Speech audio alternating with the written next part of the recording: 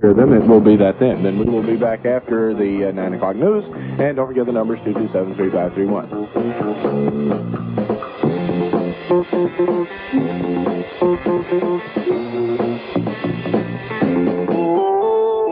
CBS News, Dallas Townsend reporting on the CBS Radio Network. Seating normally this morning at Cape Kennedy with just 3.5 hours to go before the scheduled launching of Skylab. The only problem at the moment seems to be the weather. Skies are cloudy and there's a possibility of rain during the day. Assuming that Skylab is launched on schedule, the astronauts in an Apollo command ship will follow 23.5 hours later, planning to rendezvous with Skylab tomorrow night. Dallas Townsend, CBS News.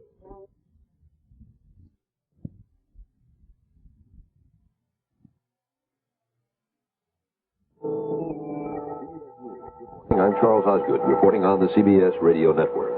Kennedy, threat of thunderstorm somewhat less than it was. Countdown going smoothly to the launch of the Skylab 2.5 hours from now. More news in a moment.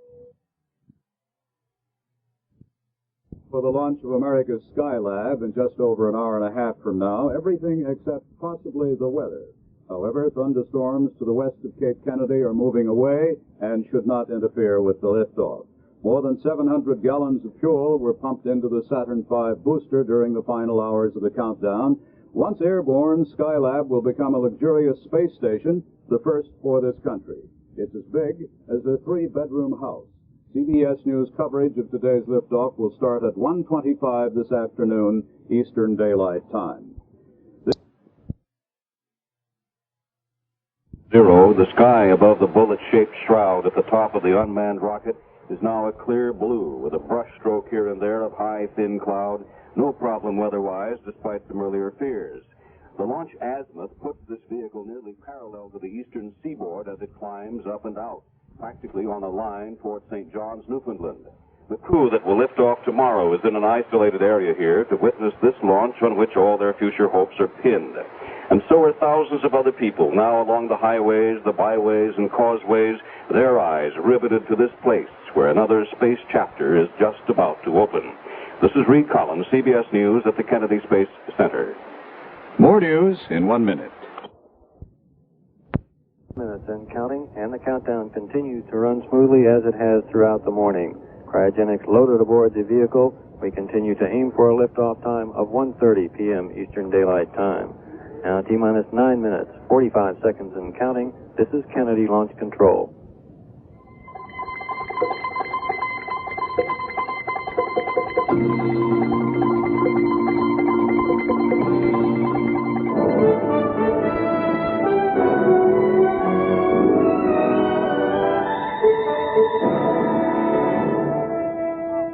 NBC News presents the launch of Skylab 1. Brought to you by the Gulf Oil Corporation as part of its continuing effort to bring you events of special importance. Here is John Chancellor. Hello. In a few minutes, the United States begins another generation in space. At Cape Kennedy, Florida, Skylab stands ready to be launched into orbit around the Earth. Skylab is a sophisticated, expensive space laboratory. Our attempt not just to explore space, but to use space. Tomorrow, 3 astronauts will join this laboratory and work inside it for 28 days. The crew, Captain Charles Conrad, Mission Commander, Joseph Kerwin, Mission Doctor, and Commander Paul Weitz, all of the U.S. Navy, will do some interesting, some valuable, and possibly historic work up in space. So with 2 rockets ready for space, there is a double countdown going on today at Cape Kennedy in Florida. One for the Skylab launch coming up very soon, the other for the launch tomorrow of the crew. Today's launch of the workshop will be in the most northerly direction yet, at an angle of 50 degrees to the equator. This path will carry Skylab over an area where 95% of the world's population lives. Before the crew joins Skylab, a lot of very complicated things must happen. First, explosive bolts must blow away the shroud protecting the payload. Stainless steel cables then must turn the 22,000-pound Sun telescope mount 90 degrees from its position at launch. If this mount doesn't turn correctly, the astronauts will not be able to reach the docking port. Next, Skylab will be turned so the telescope mount faces the sun. These panels will be sprung from the sun telescope to collect the sun's rays and convert them into electricity.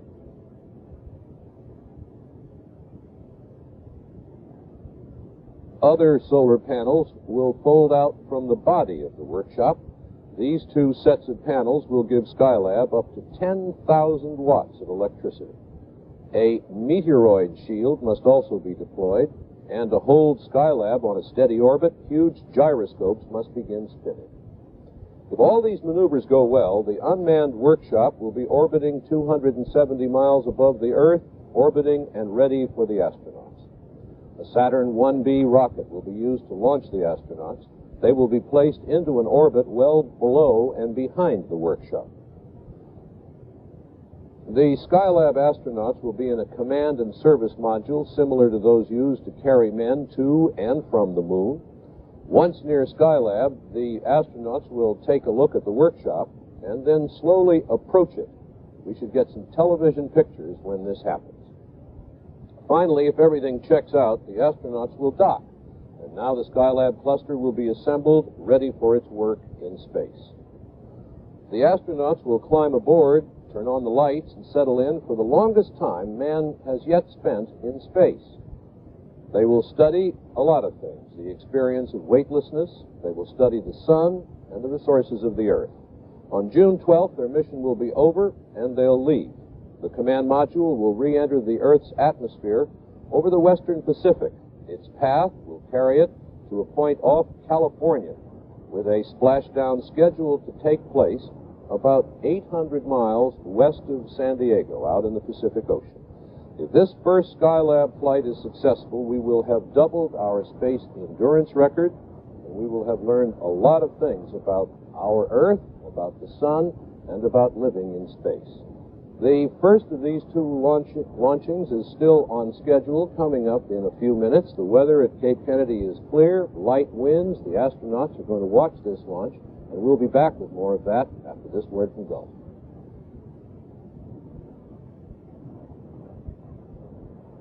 You are going to ride the bench in the next right?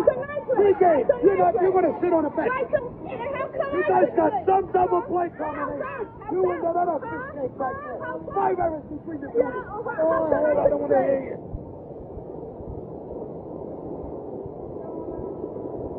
Being a golf dealer isn't exactly the easiest job in the world.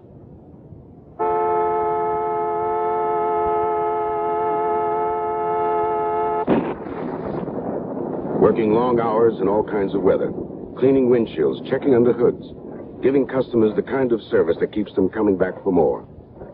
Is this the first intersection past the second traffic light after you turn off Route 41? So we'd like to take this opportunity to say a word to the more than 30,000 golf dealers across America. Thanks.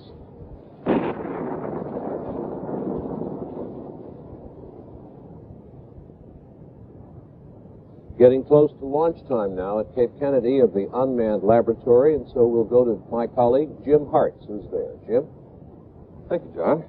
Everything is on schedule, and we have just a little less than 4 minutes to go before the launch. And today's launch is an unmanned shot. This is the rocket that will go. It's the same kind of vehicle that powered all of the American Apollo flights to the moon, a Saturn V. However, they're only using 2 stages of it. The third stage is the workshop. The launch tomorrow, we're going to show you where the other rocket is. It's 1.5 miles from the Saturn V pad over on what's called Launch Complex 39B. Both these pads are right on the ocean and about 3.5 miles from where we are and where our cameras are.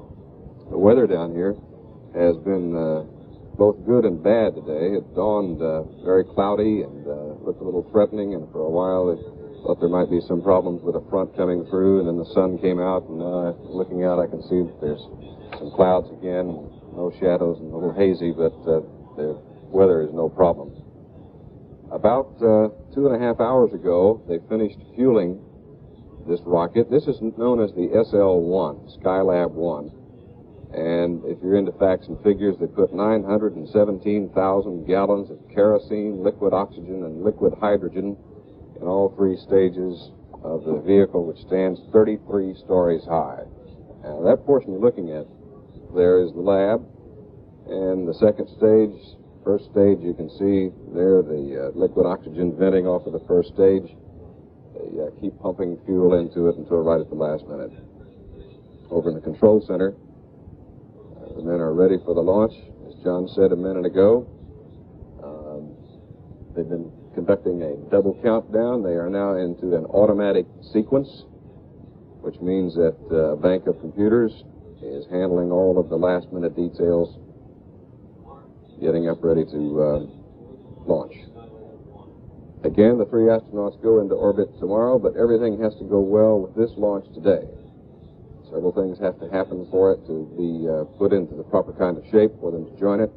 But again, there have been no problems. And we are going to join now, I think, Chuck Hollingshead, who is the voice of Skylab, for the countdown to the launch. Liftoff. Liftoff will follow an ignition at 8.9 seconds. We just passed the 90-second mark in the countdown. At 8.9 seconds in the count, we'll expect to get an engine sequence start on the 5 first-stage engines of the Saturn V.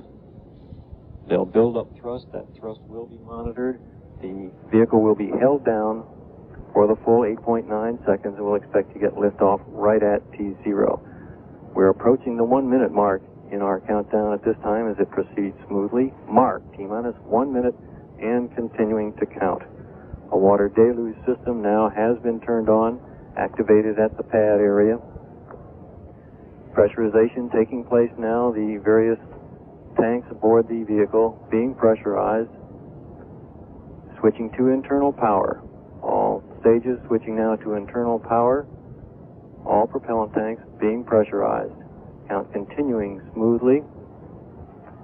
The water at the pad covering the flame deflectors now. We've passed the 30-second mark. Water also will be coming on to the decks of the mobile launcher at the ignition point. T-minus 20 seconds, and the countdown continues to go smoothly. Guidance release.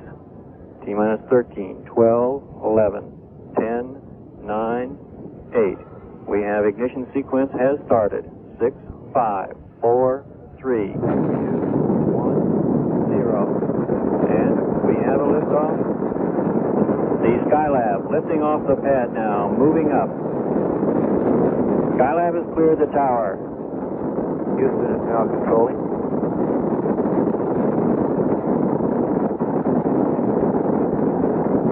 Mark, 18 seconds, pitch and roll program started. Saturn now maneuvering to its proper flight path attitude. Mark, 25 seconds. Mark, 30 seconds. 35 seconds, 1 nautical mile in altitude, looking good. Range safety gives Saturn a green. We've cleared the beach.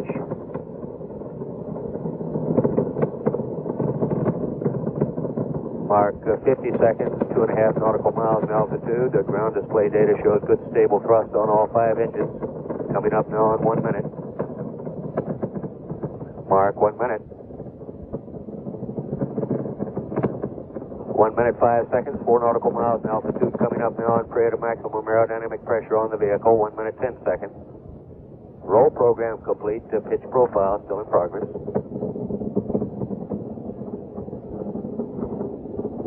Mark, 1 minute, 20 seconds, 7 nautical miles in altitude. The velocity now reading 2,500 feet per second. Mark, 1 minute, 30 seconds, pass through max Q, still looking good. Saturn now at 11 nautical miles in altitude, 5 nautical miles downrange, velocity now reading 3,300 feet per second. One minute, 45 seconds, all sources continuing to look good.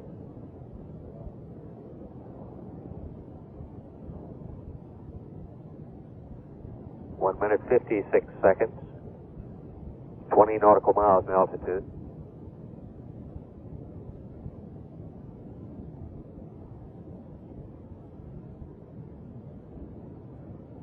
Two minutes, 10 seconds.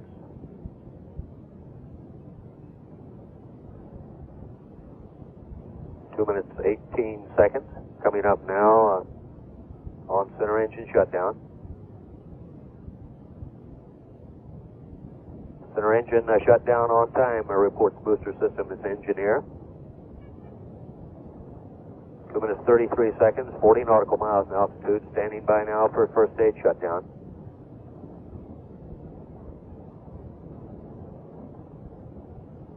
First stage shutdown. Good separation on time. Altogether, this launch will last just a little less than 10 minutes. They've got to go through another stage. And we're going to stay here and keep an eye on it. John? As far as we can tell from the flight plan here, all those figures you heard mean everything is working just the way they thought it would, as it often does. We'll be back with more of this after this word from Go.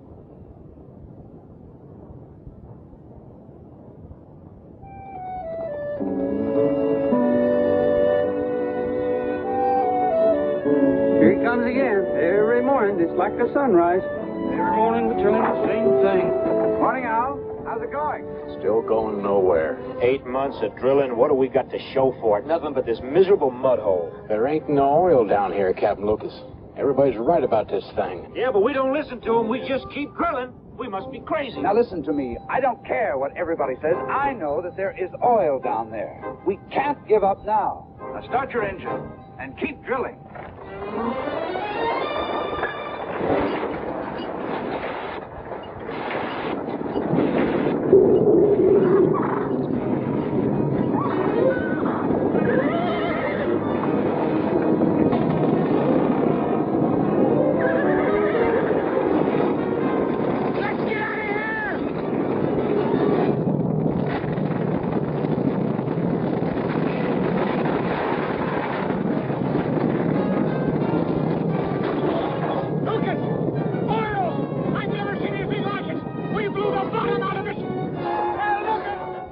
In Texas that day blew America into the 20th century.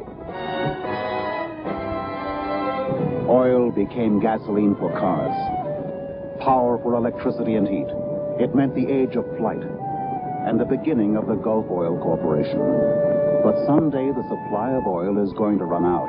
So at Gulf, we're working with another source of energy, nuclear energy. In Colorado, we've built a nuclear power plant that will help provide electricity for thousands of homes cleanly and more efficiently than any other nuclear power plant in the country. At Gulf, we keep looking for new sources of energy because we need all the energy we can get. The Skylab Space Workshop is on its way toward getting into orbit. It's going about 8,000 miles an hour. Right now, orbit should be achieved in about 4 minutes. Here's Jim Hartz at Cape Kennedy. That's right. They're about halfway there. The last report, 108 miles altitude. They are looking for a 270-mile circular orbit, so they're not quite half there, but halfway, but almost. 107 miles downrange.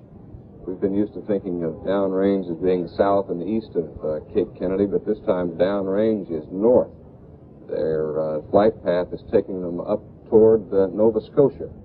This will be the first time in the history of U.S. manned space flight that they will be flying that far north. That far, of course, it's south, and it goes around the other side of the Earth. 50 degrees on either side of the equator, which means that the Skylab will quite often pass over New York City and Chicago and other large populated areas of the United States, and of course also over London and Paris. That's never been done before by American spacecraft. Over all of China, over a part of Russia, and I think, as John said before, 95% of the population of the world will be beneath its flight path, and I think about 80% of the food-producing areas of the world. And there are many experiments on board to take measurements of these. In fact, that's one of the prime parts of the Skylab program, is to take very delicate measurements of Earth resources, crop production, crop disease, watershed areas, pollution, and various things like that. So that's the reason why we have this rather interesting orbit, and again, the first time.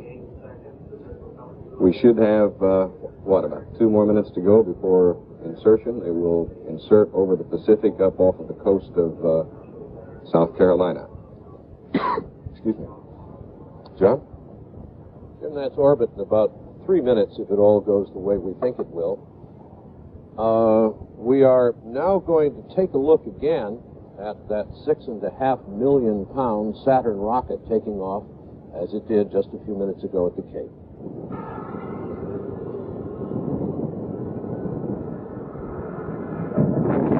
7.5 million pounds of thrust right there before your eyes.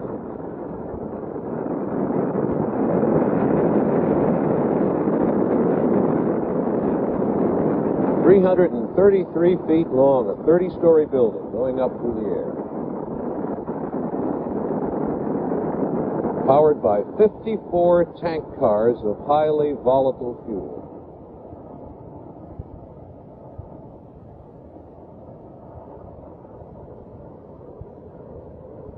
And into the clouds. Roy Neal is with us at the Manned Spacecraft Center in Houston. Roy? Yes, John. At the moment, Skylab control here in Houston is controlling the flight. The rocket is still doing very well. In just about a minute, the second stage rocket engine is scheduled to cut off. The workshop by then will be in orbit. It will separate almost immediately from the rocket, and a whole series of events will be instigated on the basis of which we will find out whether the astronauts will be launched tomorrow. A few moments after the separation from the rocket, the payload shroud, that big protective shield that goes over the top of the workshop, will be jettisoned or thrown off into space. The Skylab will be maneuvered to point at the sun. Its telescope mount then will be rotated some 90 degrees into its permanent operating position, pointing at right angles to the spacecraft. The flight controllers will monitor all of this very carefully, as they will also monitor two other very critical events happening at 25 and 52 minutes into the flight. When the workshop spreads its wings, not wings for flying, but solar panels that span 100 feet to provide power by converting sunlight into electricity. All of these things must work if the astronauts are to be launched tomorrow. Mission Control will know just about how well they're working in an hour and a half when the Skylab passes over the United States again at the end of its first revolution. We're now at 9 minutes and 30 seconds. Shutdown is predicted at 9 minutes and 51 seconds into this flight. All the displays here in Mission Control showing that everything is going extremely well.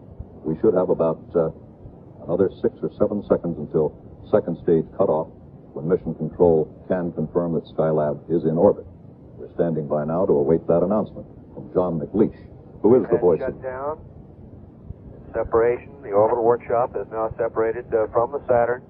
It's now on station, ready to deploy its solar arrays, telescope mount, meteoroid protection shield, which will make it an acceptable scientific laboratory for the astronauts for the next 8 months. We have an orbit. Skylab 1 is in orbit. John? Roy, I'd like to hold you there for a minute if I could. The last word we had was that the orbit was 236, or they were 236 nautical miles high, and checking the figures, the orbit is supposed to be 268 miles in a circular orbit. Ought we to look at that? Didn't they go as far as they'd expected to? No, there's a little differential there, John. They're using nautical miles in Mission Control rather than statute miles. So the reference to approximately 270 miles is reference to statute miles. The announcements we've been listening to here deal with nautical miles, and they're just about on the money. Roy Neal has been teaching me about the space program for about the last 15 years, and he's still doing it, I'm happy to say. So they're on their way, this first part. The next 31 hours are going to be critical for this mission, and the next hour and a half, as Roy Neal pointed out, is the most critical part of that period. 31 hours from now, roughly, if all goes well, the astronauts will reach the Skylab workshop, dock with it, and be able to handle some of its systems. But as of now, it's entirely on its own, with this enormously complicated machine that it has to deploy. It has to turn that heavy telescope so that they can reach it and dock it. It has to extend the solar panel so that it can begin to generate electricity on its own. And remember, this is a very, very complicated device, about as big as a 3-bedroom house, a huge thing. The biggest thing anybody's ever put into space is going up there now, and so we'll have to watch it very carefully to make sure that all of those things work. We'll be back tomorrow at 12:30 Eastern Daylight Time with the manned launch, which is scheduled for 1 o'clock. We'll have a special program then, and if anything goes wrong in the meantime, we will bring you bulletins about that. So until tomorrow, for Roy Neal and Jim Hartz, I'm John Chancellor, NBC News. CBS News, Richard C. Hottelet reporting on the CBS Radio Network. Skylab 1 roared off on a great launch half an hour ago. We have ignition sequence has started. 6, 5, 4, 3, 2, 1, 0. And we have liftoff. The Skylab lifting off the pad now, moving up. Skylab has cleared the tower. The latest now from CBS News correspondent Reed Collins. It went as planned, this house raising. The Saturn V hoisted 100 tons of habitable quarters into a circle 275 miles above the Earth. It's cocked 50 degrees to the equator, and right now the Apollo telescope is pointing at right angles to the whole cluster, as it is designed to do. Skylab's moving over Saudi Arabia. A few moments ago, those 4 paddle wheels, the solar wings, extended themselves, and in 20 minutes, the shorter solar wings are to spring from the sides of the workshop area itself. Skylab coming to life, turning its wings toward the sun like a freshly born butterfly, the same sun that Conrad, Kerwin, and Weitz will study for much of the 28 days they plan to spend aboard that big ship. Their turn comes tomorrow. This is Reed Collins, CBS News, Kennedy Space Center. Some new developments in the Watergate case after this. It's 2 o'clock. News of the hour, on the hour from American Information Radio. This is John Grimes in New York, and at this hour at Cape Kennedy, Skylab is in orbit, but NASA officials now say there may be a problem aboard Skylab. The latest from ABC's Merrill Muller at Cape Kennedy. Skylab is 271 miles above the eastern Pacific, approaching the United States. The front end, with the huge solar telescope and the solar windmill, which makes electricity from sunshine, has deployed perfectly. But Mission Control in Houston does not yet know what happened to the big wings at the back of Skylab, which also make electricity. If those wings jammed, the astronauts cannot fix them. Nevertheless, Skylab would have enough power for a safe but very limited mission by astronauts. A final decision won't be made until tonight. Merrill Muller, ABC News, Cape Kennedy. The countdown for Watergate prosecutor, that story coming up.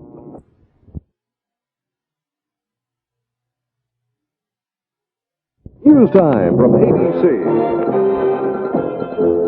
News of the hour, on the hour from American Information Radio. This is John Grimes in New York, and at this hour, NASA's launch of the first Skylab crew may be in doubt after some problems cropped up after the launch of Skylab this afternoon. At Cape Kennedy Space Center, ABC's George Engel reports. The problem with Skylab is a stubborn one. Commands from the ground to the workshop in orbit so far apparently failed to spring up the solar wings. They did not open automatically. The workshop has some power for window panels on the telescope mount, but not enough for a complete mission.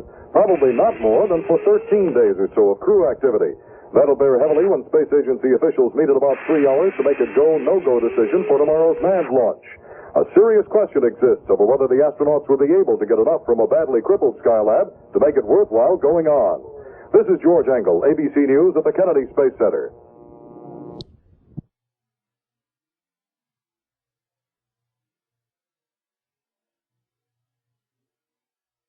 News time.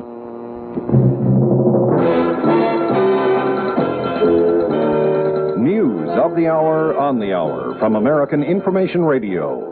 This is Richard Wall from Los Angeles, and at this hour, there's a problem with the Skylab space station. ABC's George Engel reports from Cape Kennedy. The unmanned Skylab is now on its second orbital pass over the U.S. and sending down some very important bits of information. On some of the telemetry hangs the success or failure of this Skylab mission. If they don't show that the stubborn solar wings on the workshop can be unfolded by signals from the ground, Skylab may not have enough power to make it worthwhile to launch the astronauts tomorrow to man it. And it would take more than a year to assemble another space station for launch if the space agency had the money for it, which it does not. Pete Conrad, Paul Weitz, and Joe Kerwin watched the Skylab launch here at Cape Kennedy today.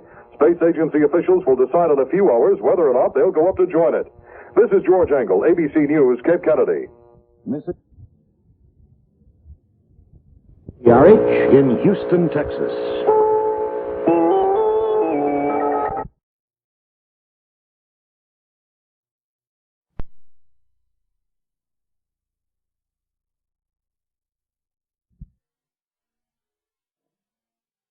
for the Skylab's complex gear. So far, the panels have not extended. We get the latest from Reed Collins at the Kennedy Space Center in Florida. Mission Control has determined that a 28-day mission without the solar wings is going to be an impossibility. The planning now revolves about an alternate, docking with the command and service module perhaps, using its fuel cell supplies to augment the available electrical power. The length of this mission would depend on many things, mainly the amount of experimentation to be salvaged from the flight. 1 minute and 3 seconds after liftoff, telemetry indicates a possible failure in the structure that deploys those solar wings. Whatever it was, that little glitch has jeopardized a $2.5 billion experiment. Now the job is to salvage as much of that investment as humanly and safely possible, and the decision about tomorrow's manned launch is expected within the next 3 hours. This is Reed Collins, CBS News, Kennedy Space Center.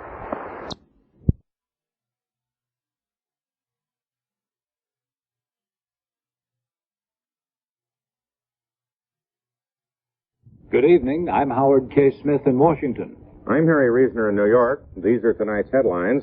Acting FBI Director William Ruckelshaus says John Ehrlichman's White House safe contained the missing FBI wiretap files on Daniel Ellsberg and 16 other persons.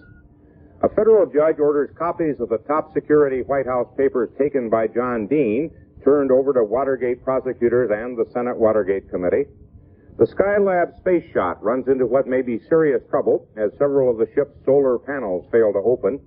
And the Dow Jones Industrial Average drops more than 18 points to the lowest level in 14 months. Howard?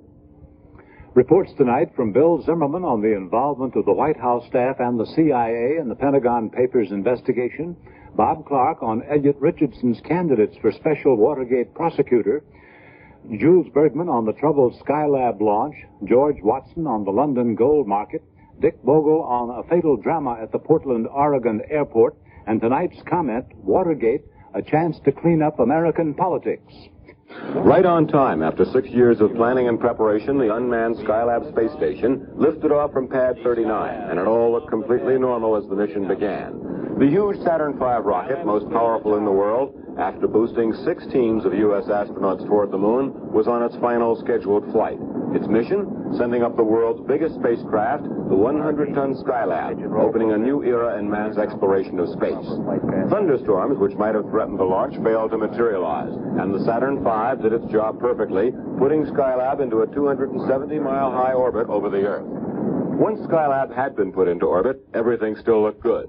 The aluminum covering or shroud to protect the space station during liftoff was jettisoned as planned. The 12-ton Apollo telescope mount unfolded on radio command and locked into place. The solar panels for the telescope mount, which gather in the sun's energy and convert it to electrical power for the telescopes, also deployed perfectly. But then the troubles began. The solar panels for the workshop itself, right here and here, which supply the crew quarters with electrical power, failed to deploy properly. Shortly after launch, something went wrong and something shook loose, and the solar panels later couldn't be fully deployed. A meteoroid shield needed to protect the crew also got hung up, so the workshop isn't getting all the power or the protection it needs. Even as space agency officials struggle with the decision about whether to launch astronauts Pete Conrad, Dr. Joe Kerwin, and Paul Weitz, the countdown is proceeding for the smaller Saturn 1B rocket that'll carry them into orbit tomorrow. By using the electrical power from the solar panels from the telescope, the mission can be flown, but some experiments would have to be scrubbed or cut short. And it may even take the astronauts themselves circling the workshop after flying up to it to decide how badly the Skylab mission has been affected. The decision on launching the astronauts will be made sometime during the night. This is Jules Bergman at ABC Space Headquarters at Cape Kennedy. Late word from Houston, NASA has already decided to shorten Skylab's scheduled 28-day mission. No word yet as to whether the launch will go ahead tomorrow. If NASA decides to go ahead as scheduled, ABC will provide live coverage beginning at 12:30 p.m., 11:30 a.m. Central Time.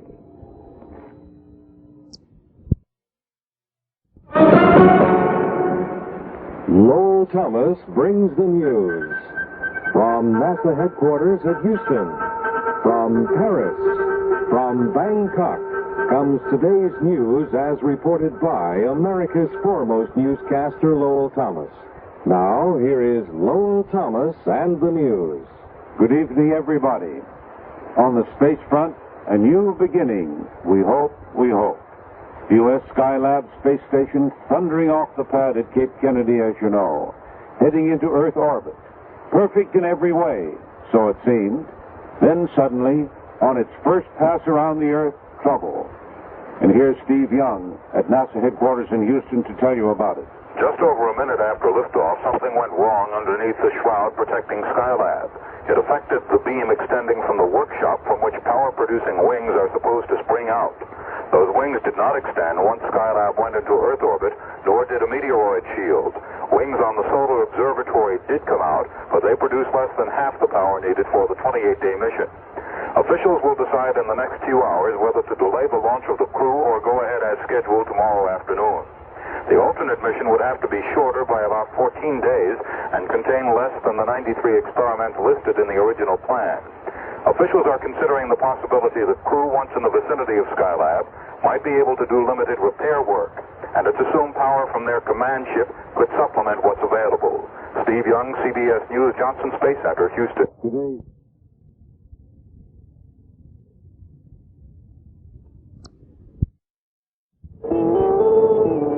CBS News, Stuart Norvins reporting on the CBS Radio Network. Changes in the Skylab program were announced a short while ago at Cape Kennedy. To extend its solar power panels. From Cape Kennedy, Reed Collins reports. The countdown clock for tomorrow's launch stopped suddenly, and NASA then announced the reason.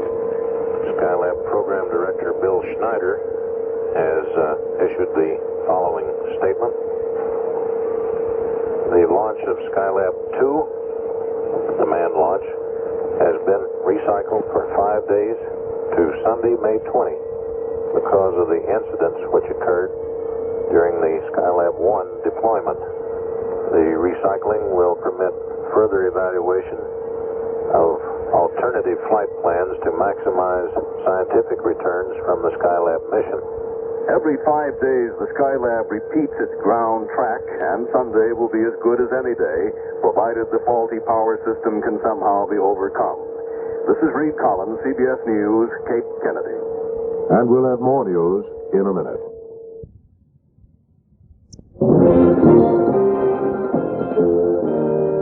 News off the hour, on the hour, from American Information Radio. This is George Caldwell from New York. And at this hour, passing the sound barrier apparently caused the trouble aboard Skylab 1, launched yesterday afternoon. Now the 3 American astronauts cannot be launched to join Skylab until Sunday at the earliest. At Cape Kennedy, we asked ABC's George Engel if anything can be salvaged from the $2.5 billion space project. Something is going to be lost in the science station that is Skylab. The aim right now is to determine the most valuable things to save. That's one of the determinations that's being made by the space agency officials at Cape Kennedy. In any event, they can certainly get some medical data back from having the astronauts remain in Skylab for a few days. There's the additional benefit, too. If the astronauts can go up and dock with Skylab, they might jar those solar wings loose. In any event, they can at least take a close look at it and see just exactly what it is that's wrong up there. Correspondent Engel says it's unlikely that an astronaut on a spacewalk could dislodge the solar panels by hand.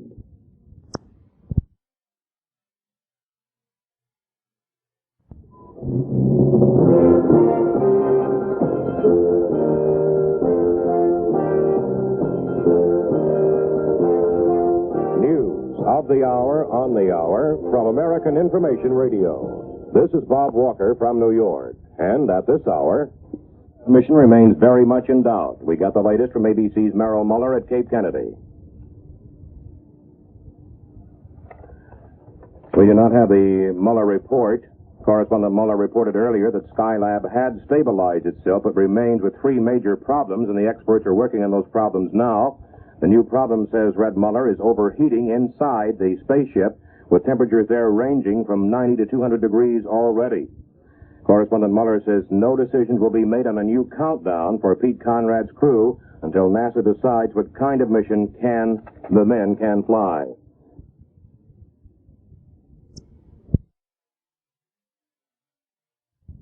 This is the CBS Midday News with Douglas Edwards.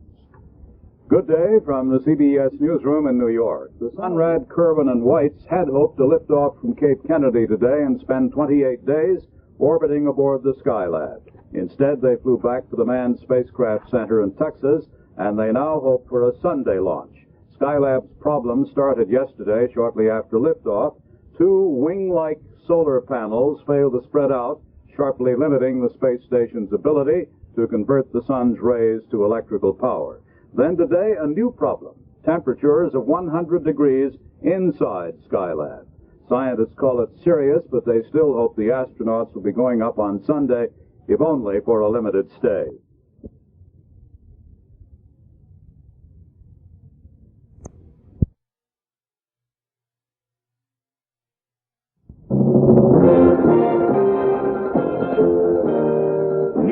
Of the hour, on the hour, from American Information Radio. This is Bob Walker from New York, and at this hour, Skylab 2 resumes Thursday night, and the astronauts are scheduled for launch on Sunday.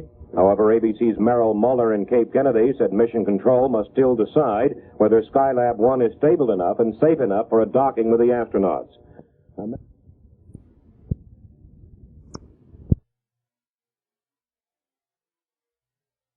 5 o'clock, KTRH Houston. CBS News, Richard Roth reporting on the CBS Radio Network. $500 million Skylab space project today, with a distinct possibility that the launch of the astronauts to man the orbiting space station may be postponed beyond Sunday. Original plans were to launch the astronauts today, but those plans were changed when a problem developed with the Skylab's power source. Today, a new problem. An insulating shield around the orbiting laboratory isn't doing its job. The temperature's too high, about 100 degrees inside Skylab, and scientists haven't decided what they'll do about it.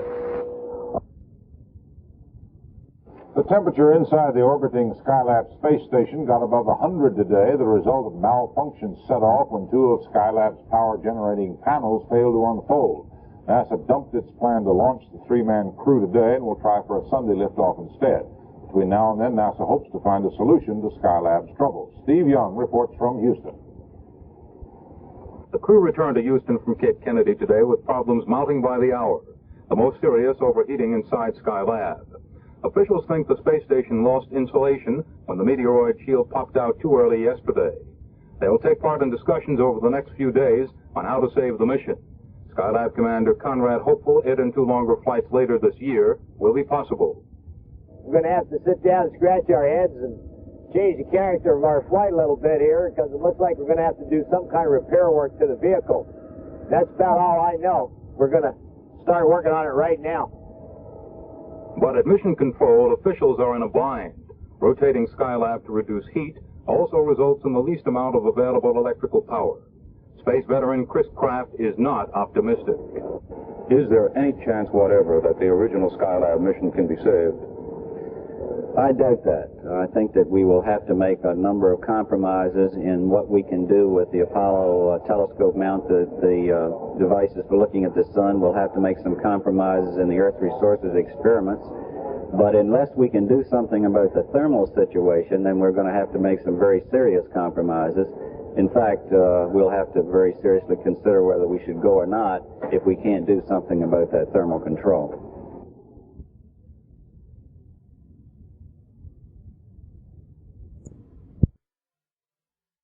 O'clock. News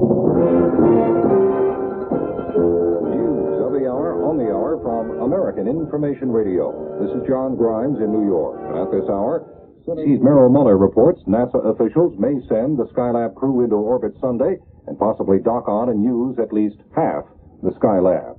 On Wall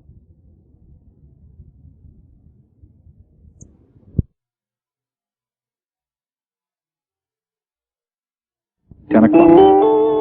CBS News, Mitchell Krause reporting on the CBS Radio Network.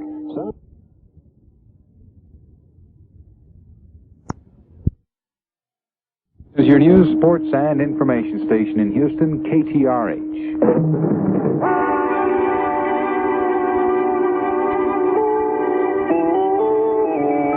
CBS News, Stuart Novins reporting on the CBS Radio Network. Decide on Saturday what to do about the scheduled Sunday launching of the astronauts. The power failure in Skylab 1 and today's discovery that the vehicle is overheating could mean a further delay or even a cancellation of the manned launch. We'll have a Wall Street summary in a minute. Trouble, but space scientists believe they can salvage some of the mission's experiments. The big problem, overheating, caused by the main insulation ripped away during launch. At Cape Kennedy, we asked ABC's Merrill Muller about the latest thinking on the Skylab mission. Houston has told us Skylab is safe for men to dock with and board in their shirt sleeves. Doing that, they can open the airlocks between the cold end and the hot end of Skylab. Maybe there's some helpful balance in that action. But remember, the astronauts will have a second spaceship, the Apollo, to return to cool off, eat a meal, rest, and go back and make some more studies. And correspondent Muller says space scientists are considering ways of shielding Skylab from the sun's hot rays, possibly with a giant balloon.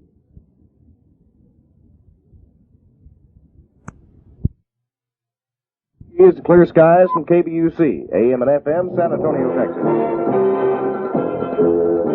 For news from where it's being made, gathered by Network Radio's largest news staff, here's news around the world. This is John Grimes for American Information Radio in New York. SEC Chairman Bradford. Good evening. I'm Howard K. Smith in Washington. I'm Harry Reasoner. These are tonight's headlines. G. Bradford Cook resigns as chairman of the Securities and Exchange Commission in a controversy over the reporting of a 1972 Republican campaign contribution. The White House confirms that President Nixon personally approved wiretaps on high officials in 1969 to determine the source of news leaks. Mr. Nixon accuses Congress of actions that could, in his words, severely undermine prospects for an end of the fighting in Cambodia. And the Space Agency struggles for solutions to the serious problems that have endangered the Skylab space mission. Howard? Reports tonight from Bob Clark on a senatorial display of temper over the Ellsberg affair, Tom Jarrell on the White House account of John Dean's role in Watergate, Sam Donaldson on the Senate Watergate hearings that will open tomorrow, Jules Bergman on efforts to save the Skylab space venture, Jim Bennett on Highway 1 in Vietnam, a landmark of a bitter civil war, and tonight's comment on the history of White House-approved wiretaps. Harry? The Space Agency has decided it will not launch the 3 Skylab astronauts this Sunday unless it has to. If conditions on the orbiting space station remain as they are now, with temperatures inside at 150 degrees, NASA would prefer to launch a week from Friday. Space officials say they need the additional time to train the astronauts and perfect hardware. We have a report on NASA's new plan from science editor Jules Bergman. The Space Agency, working desperately against time to save the crippled Skylab space station, has now decided that an in-flight EVA by the astronauts offers the only real hope. The plan calls for a thermal cover to be emplaced by the astronauts over the overheated area of the workshop where they have to live and work. It would reflect the sun's rays. In a crash program, NASA engineers at the Marshall Space Flight Center in Alabama today began simulating underwater the emplacing of the thermal curtain. The giant underwater tank with a boilerplate Skylab in it is the only way possible to simulate weightlessness here on Earth. The astronauts assemble the rod in sections with the curtain in it and then draw it like a Venetian blind over the section of the space station now being scorched by the sun. Temperatures inside Skylab are now over 100 degrees. The outside heat in the sun is so great that the astronauts could be burned if they make a mistake and touch metal. If the EVA isn't performed soon, experiments, food, and the space station itself will be jeopardized. The critical issue is how long it will take to train the astronauts for the EVA. Saving Skylab is now a race against time, and if Conrad, Kerwin, and Weitz are able to do it, they will have uniquely proven man's real value in space. This is Jules Bergman, ABC News, reporting.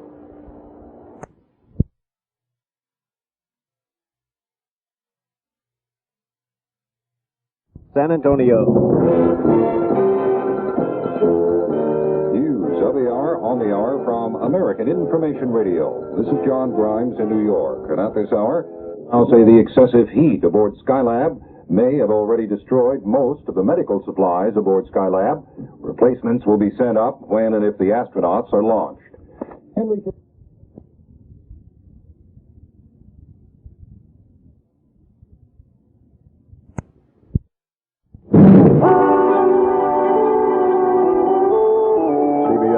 Mitchell Krause reporting on the CBS Radio Network. Late developments tonight in the troubled Skylab space project. Steve Young reports from Houston. CBS News has learned tonight the astronaut who apparently will go out in space in an attempt to repair Skylab is science pilot Joe Kerwin. Kerwin and Rusty Schweikert, commander and the backup crew, have left Houston tonight and are heading for Huntsville, Alabama. That's where tests are going on one particular scheme to cool down Skylab with a sort of sun scrape. Kerwin and Schweikert, who's worked in space before, will take part simulating the weightlessness of space by working in a large tank underwater. No final decision has been made whether to adopt the approach being emphasized at Huntsville or a different technique of the study here. But it appears the Huntsville sun screen is favored, with Joe Kerwin, the astronaut, will do the Skylab repair work in space. And it looks tonight as if the Sunday crew launch will not be possible. The next opportunity could be 5 days later on Friday. Steve Young, CBS News, Johnson Space Center, Houston.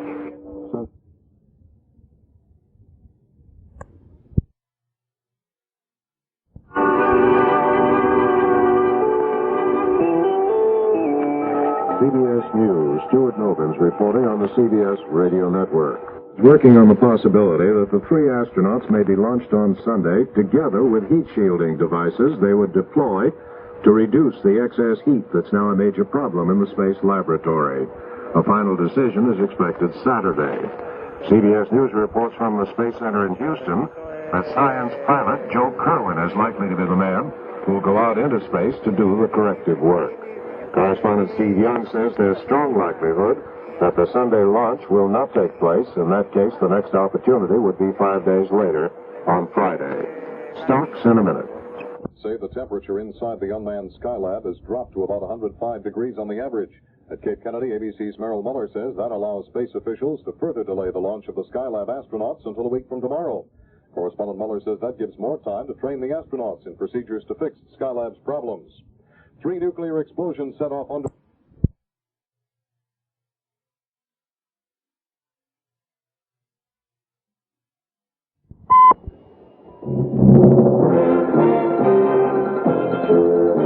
For news from where it's being made, gathered by Network Radio's largest news staff, here's News Around the World. This is John Grimes for American Information Radio in New York. Off the launch of the Skylab crew until at least May 25th. In Houston, NASA's John Disher explains what the astronauts will do. A decision has been made for the crew of Skylab 2 to install a sunshade on the Skylab now in orbit.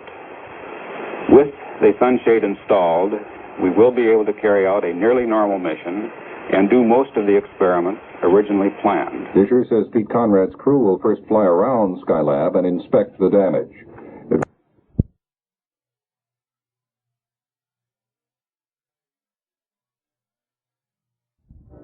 Vietnam ceasefire violations, and the Space Agency postpones launch of the Skylab astronauts until May 25th so that they can train for their repair work on the spaceship. Howard? Reports tonight from Tom Jarrell on the White House mood as the Senate Watergate hearings open, Bill Zimmerman on the Senate hearings on Watergate and the CIA, John Ralphson on the renewed Paris talks aimed at saving the Vietnam ceasefire, Jim Kincaid on the Rio Blanco underground nuclear blasts, Gregory Jackson on a tribute to Melissa Hayden, and tonight's comment on the American system, a lawyer's dream come true. The Space Agency today postponed the launch of the Skylab astronauts for an additional 5 days until Friday, May 25th. The orbiting spaceship needs a repair job. The astronauts will have to install a sunshade to make the craft habitable. Until launch date, the astronauts will train for their previously unscheduled chore in outer space.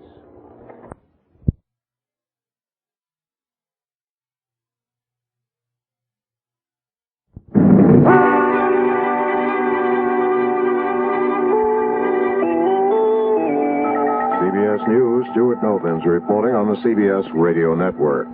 Manned launch has been postponed again. It won't happen until May 25th, Friday of next week. The Space Agency says if they can put a sunshade on the laboratory to reduce the heat, the astronauts could stay in space for 28 days. The Senate today... CBS News, Mitchell Krause reporting on the CBS Radio Network. Despite heavy U.S. bombing...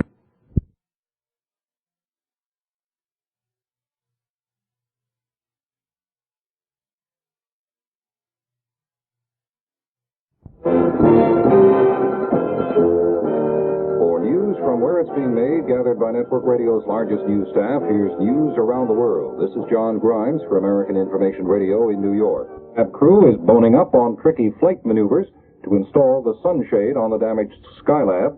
NASA says attempts will also be made to open the jammed solar panels on Skylab.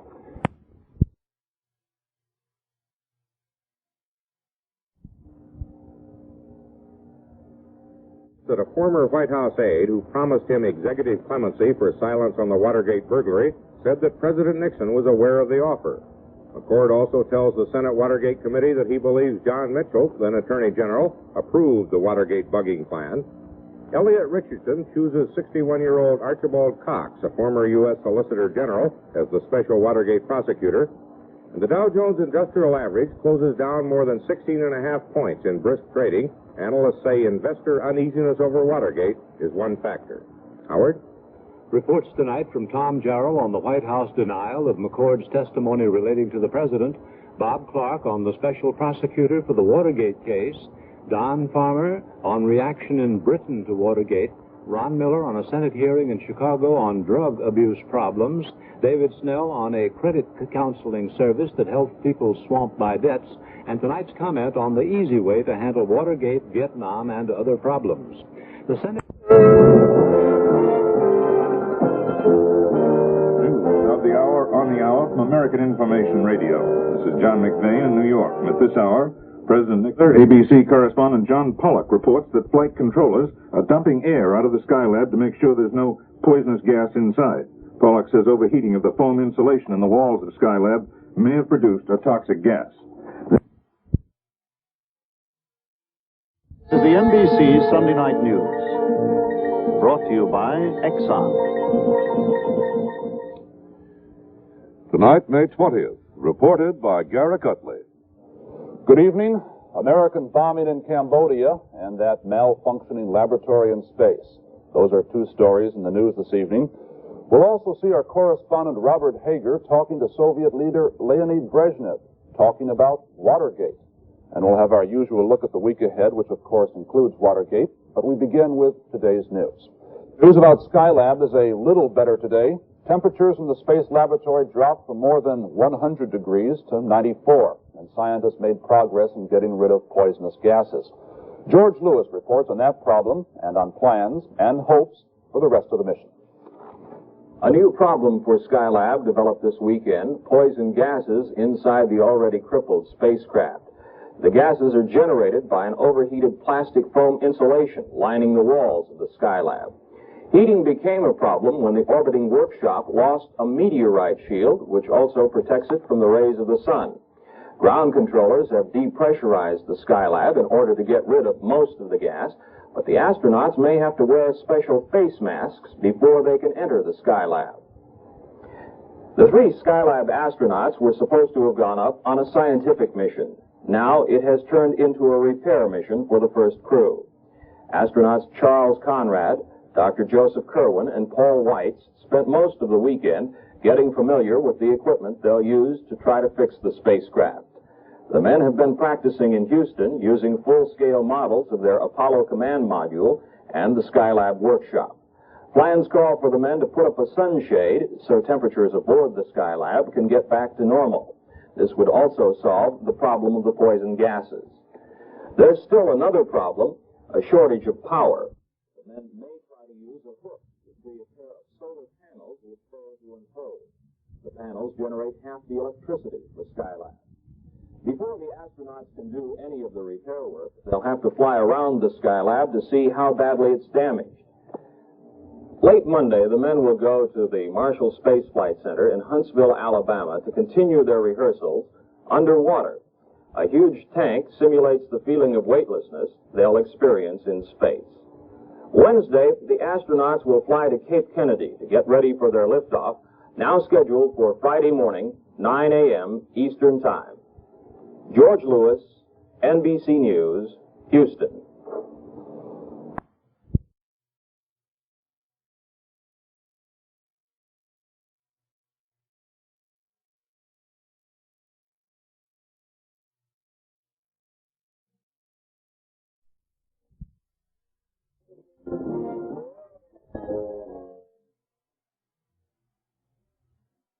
Information Radio. I'm George Caldwell in New York, and at this hour at Camden, New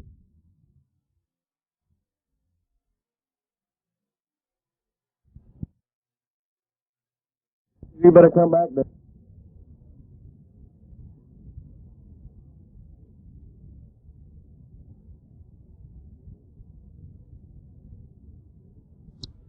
San Antonio, Texas, it's 5 o'clock.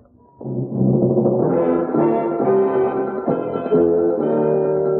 news from where it's being made, gathered by Network Radio's largest news staff. Here's news around the world. This is John Grimes for American Information Radio in New York. Washington. I'm Harry Reasoner in New York. These are tonight's headlines. Senate investigators hear that H.R. Haldeman advised a CIA official that it was the president's wish that the CIA discourage a Watergate probe. Special Watergate prosecutor Cox says he has all the powers he needs and will carry through even to the president. John Mitchell pleads innocent in New York to charges of perjury and conspiracy. And the Supreme Court, by a 4-4 vote, stops consolidation of the schools in Richmond and its suburbs. Howard?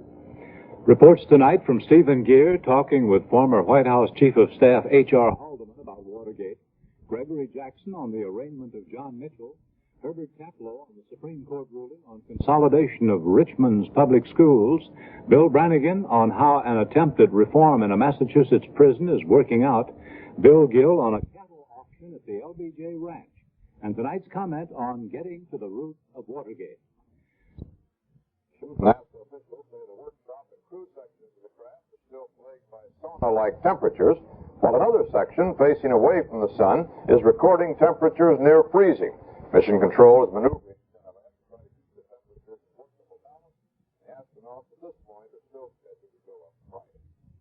They kept practicing the maneuvers they hope will salvage the Skylab mission. The astronauts are scheduled to be launched from Cape Kennedy on Friday morning.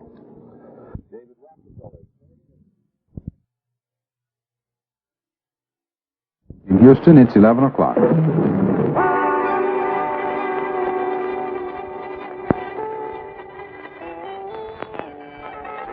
News. Stuart Novins reporting on the CBS Radio Network.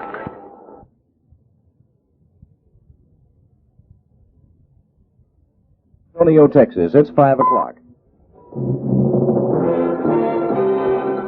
For news from where it's being made, gathered by Network Radio's largest news staff, here's news around the world. This is John Grimes for American Information Radio in New York. Good evening. I'm Howard K. Smith in New York. I'm Harry Reasoner. These are tonight's headlines. President Nixon says he ordered aides to limit the Watergate investigation to avoid exposure of CIA secrets. A former White House aide testifies he relayed an offer of executive clemency to James McCord on orders from John Dean, then White House counsel. A Senate committee delays confirmation of Elliot Richardson as Attorney General because of charges by Daniel Ellsberg. And the government reports that consumer prices rose again in April. Howard? Reports tonight from Sam Donaldson on the naming of John Dean at the Senate Watergate hearing, Bob Clark on the hitch in the confirmation of Elliot Richardson, Herbert Kaplow on the overriding of a presidential veto by the Senate, Ann Medina on a controversy over food stamps for the needy, Gregory Jackson on a most amicable gymnastics contest between America and China, and tonight's comment on all the great stories that are not about Watergate. Harry? The level of feeling at which the reaction is enough. The attention span... To practice unfurling an awning, which could block the sun, cool the Skylab mission. Now I just kind of hook it under there and push temporarily and gently push, and now maybe if I lean back I can almost see the end of it. All right, be careful. Your right arm is sticking through the loop, but you're all right. Is that locked in? Yeah, it's locked in. Hey, that's like a little learning curve, huh? Yeah. It's like running a flag up a flagpole. The awning, a paper-thin sandwich of nylon, aluminum, and mylar, one of some half-dozen rather exotic methods designed to shade the sunburned Skylab, which was designed as the most luxurious spacecraft ever. Many of the comforts of home, $294 million to build. It has become a heavenly hothouse, temperatures up to 121 degrees, foodstuffs, medicine, and some of the gear endangered by the heat, and it's just too hot to live in. The test today, a success. Morton Dean, CBS News. Here's the latest worldwide news from the American Entertainment Network. Tom Shell in Los Angeles reporting. Former say they are ready to go for the Friday launch. The astronauts completed practice today on ways to install a sunscreen on the crippled Skylab now in orbit and for an attempt to release a solar power unit that jammed. The South Vietnamese...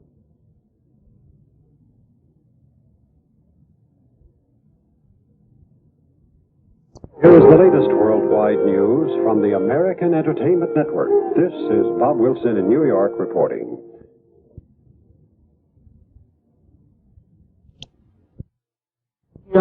Houston. CBS News, Dick Reeves reporting on the CBS Radio Network.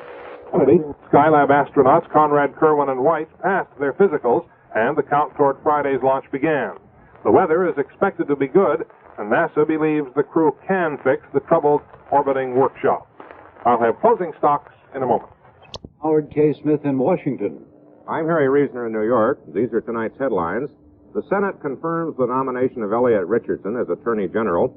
The White House says President Nixon is considering ways to answer Watergate questions that were not resolved in yesterday's statement. At the Watergate hearing, James McCord's former attorney says McCord's present attorney told him, quote, "We're going after the President of the United States." And Henry Kissinger, winding up talks with Liftoff in Paris, reports significant progress toward ending Vietnam ceasefire violations. Howard? Reports tonight from Tom Jarrell on reaction in Washington to President Nixon's latest Watergate statement. Bill Zimmerman on CIA concern over its ties to Watergate.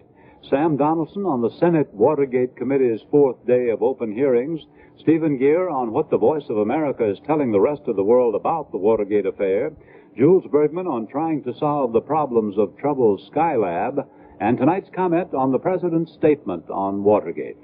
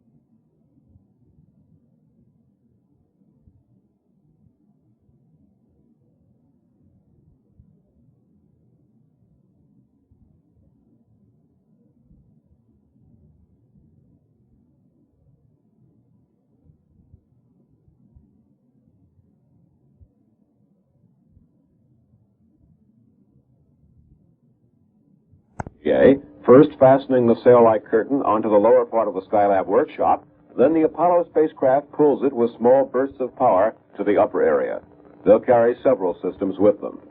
After this final practice session, Conrad, White, and Kerwin flew to Cape Kennedy for their last 2 days of training before the planned liftoff Friday morning.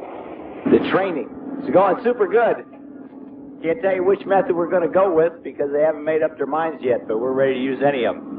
This much is certain. Skylab can't last on its own too much longer, and if it's to be saved, it's the astronauts themselves who now have to do it. This is Jules Bergman, ABC News, reporting. On the...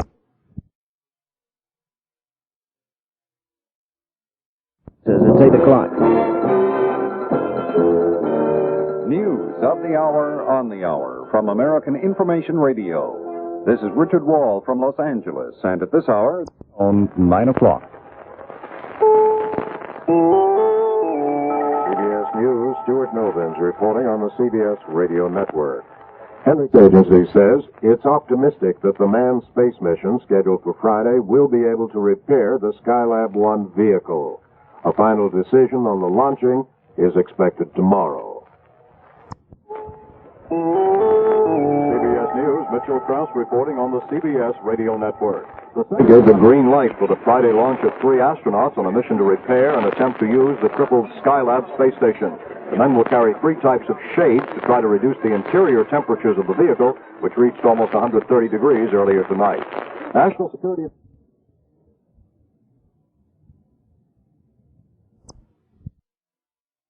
Good evening, everyone. This is the night report for Wednesday night, May 23rd. I'm Dick McDaniel. These are the top stories to the hour. The nation's highest military court will hear an appeal from Lieutenant William Calley for his conviction in the My Lai massacre in South Vietnam. The former attorney for Watergate conspirator James McCord says McCord's credibility is questionable. The General Accounting Office will recommend that presidential elections be financed solely through public funds.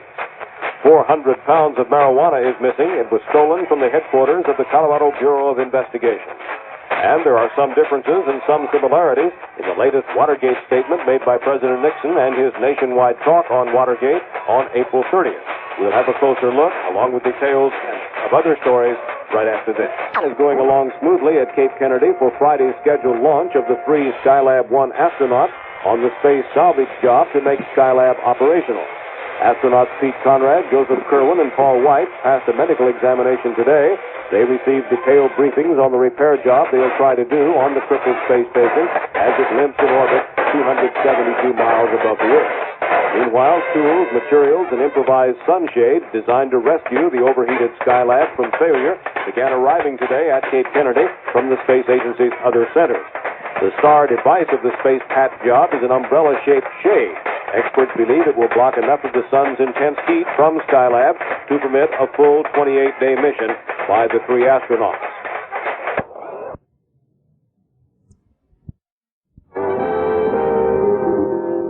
Here's the latest worldwide news from the American Entertainment Network. Tom Shell in Los Angeles reporting.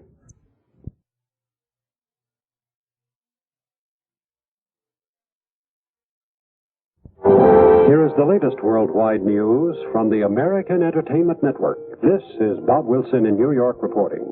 Skylab is scheduled for a 9 o'clock blast-off tomorrow morning, but ABC's George Engel at Cape Kennedy says at this point, the go is conditional. Conditional on more work yet to be done and more decisions to be made. Prices on the...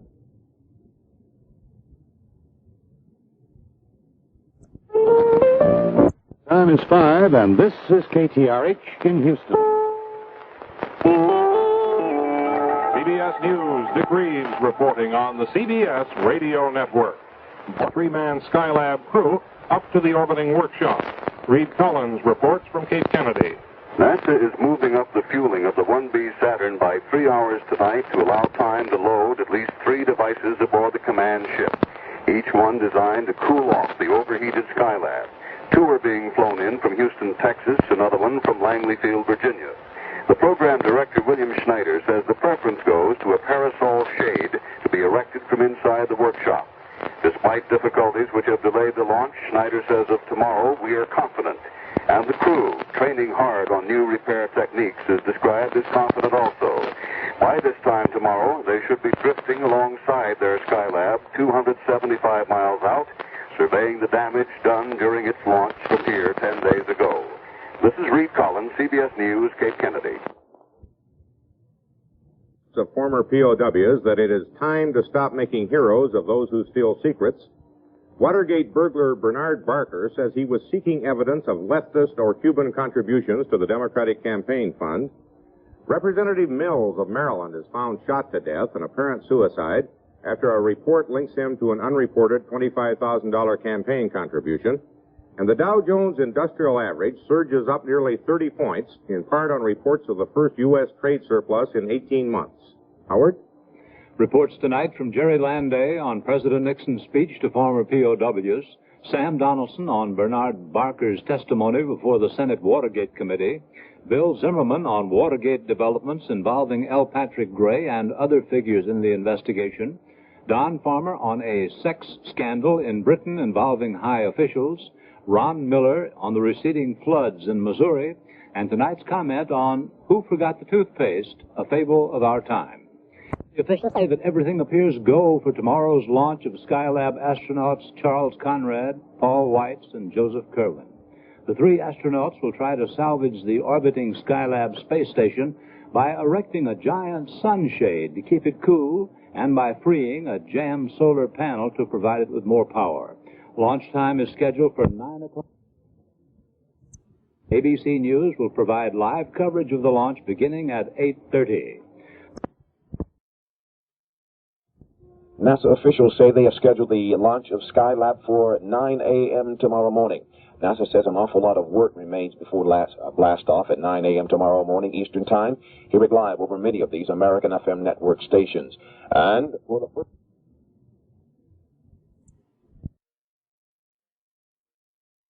So far, NASA officials have scheduled blast off for 9 tomorrow morning. But NASA says there's a lot of work to be done, indicating there's a chance Skylab may not leave tomorrow morning after all. If it goes well, liftoff of Skylab is at 9 a.m. Eastern Time tomorrow. Hear it live over many of these American FM network stations. CBS News, Mitchell Krause reporting on the CBS radio network.